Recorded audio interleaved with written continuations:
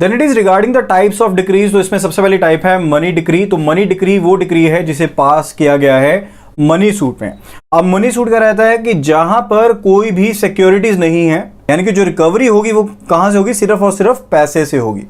सिर्फ और सिर्फ पैसे से होगी, यानी कि कोई भी सिक्योरिटी के ऊपर चार्ज क्रेडिट नहीं है, सिर्फ और सिर्फ पैसे से जो है यहां पर आप जो रिकवरी है वो करने वाले हैं। तो it can be enforced by attachment, यानी कि आपको जो भी एसेट्स हैं बोरोर के डिफेंडेंट के उनको अटैच करना पड़ेगा। एंड देयर आफ्टर जो भी मूवेबल या फिर जो इमूवेबल प्रॉपर्टी है बोरोर की, गारंटर्स की, जिन्हें हम जजमेंट डेप्टर कहते हैं, उन्हें यहां पर भेजा जाएगा जिससे के साथ आपकी रिकवरी होगी। उसके बाद सेकंड टाइप है डिक्री की, date is preliminary decree,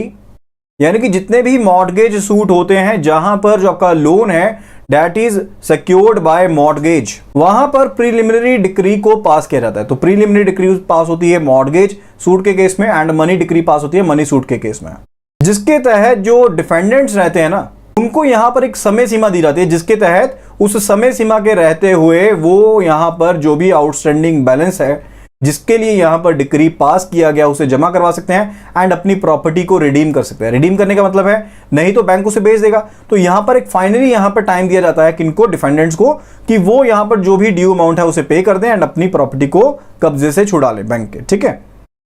and अगर ये टाइम एक्सपायर हो जाता है, यानी कि रिडेम्पशन टाइम यहां पर एक्सपायर हो गया है, तो इसके बाद जो कोर्ट है वो फाइनल डिक्री पास करेगी। तो प्रीलिमिनरी डिक्री का मतलब क्या है कि पहले एक डिक्री पास की गई जहां पर जो डिफेंडेंट्स उन्हें टाइम दिया गया एंड उसके बाद फाइनल डिक्री पास की जाएगी जिसमें जो भी प्लेंटिफ की एप्लीकेशन थी उसके ऊपर ये डिक्री पास की जाएगी, ठीक है। फाइनल डिक्री जो होगी वो प्लेंटिफ की यानी कि बैंक की फर्दर एप्लीकेशन के बाद पास की जाएगी। Then it is regarding the final decree after the time for redemption, यानी कि जब रिडेम्पशन टाइम निकल चुका है तो उसके बाद यहां पर जो प्लेंटिफ है वो फाइनल डिक्री के लिए यहां पर एप्लीकेशन देगा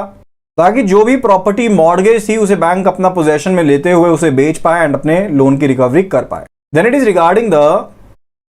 decree for repayment by instalments. कई बार क्या रहता है कि जब डिक्री पास की गई ना तो जिस चीज के लिए आपने प्रे किया था, यानी कि जो आपने राहत मांगी थी कि किस तरह से आपको पेमेंट की जाए, वो तो कह दिया कोर्ट ने कि आपको पेमेंट इतनी की जाए, ठीक है। लेकिन साथ में एक राइडर इफेक्ट डाल दिया उसमें, डेट इज की जो डिक्रीड अमाउंट पे किया जाएगा ना वो इंस्टॉलमेंट्स में पे किया जाएगा, यानी कि जो डिफेंडेंट है वो डिक्रीड अमाउंट को इंस्टॉलमेंट में पे करेगा, ना वो एक ही इंस्टॉलमेंट में पे करते हुए वो यहां पर इंस्टॉलमेंट्स में पे करेगा। एंड फर्दर अगर वो इंस्टॉलमेंट पे करने में फेलियर रहता है, यानी कि रीपेमेंट का जो भी शेड्यूल यहां पर मेंशन किया गया है ऑर्डर में, डिक्री में, अगर उसको फॉलो नहीं करता है एंड उसके साथ कंप्लाई नहीं करता है तो वहां पर जो भी एनफोर्सिंग सिक्योरिटीज है ना वो बैंक के लिए, बैंक के हक में दे दी जाएंगी। Okay, that is a decree for repayment by instalments. Then it is decree by mutual consent और compromise, जहां पर जो कोर्ट है वो सेटिस्फाइड है कि जो डिस्प्यूट है उसे लॉफुल कॉम्प्रोमाइज के तहत रिटर्न में एंड पार्टीज के सिग्नेचर्स के अंडर उसे रिजॉल्व किया जा सकता है, उसे सेटल किया जा सकता है। तो कोर्ट यहां पर ऐसी डिक्री जो है कॉम्प्रोमाइज के ऊपर पास कर सकती है। लेकिन जब भी ऐसी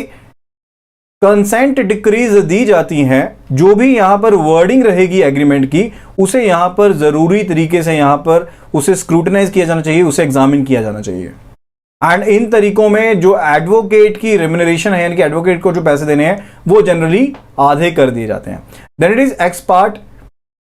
डिक्री, जहां पर जो डिफेंडेंट है जो भी रिटर्न स्टेटमेंट्स फाइल की जानी थी डिफेंडेंट के द्वारा, यानी कि बोरोर या गारंटर्स के द्वारा या फिर उनके लीगल हेयर्स के द्वारा, वो यहां पर सही समय में, यानी कि जो भी टाइम फिक्स किया गया था कोर्ट के द्वारा उस समय में वहां पर वो रिटर्न स्टेटमेंट्स को फाइल नहीं करते हैं या फिर वो खुद प्रेजेंट नहीं होते हैं जब उन्हें कोर्ट में पेश होने के लिए कहा गया था, हियरिंग में पेश होने के लिए कहा गया था। तो यहां पर जो कोर्ट है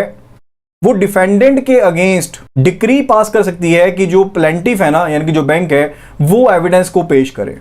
and further being a banker आपको प्रेस करना चाहिए कि आप एक्स पार्ट डिक्री के लिए फोर्स करें जब डिफेंडेंट जो है वो सम्मन भेजने के बाद भी, यानी कि जो सम्मन है उन्हें भेज दिया गया उसके बाद भी जो डिफेंडेंट है वो पेश नहीं हुआ है। लेकिन ऐसी जो एक्स पार्ट डिक्री है उसे यहां पर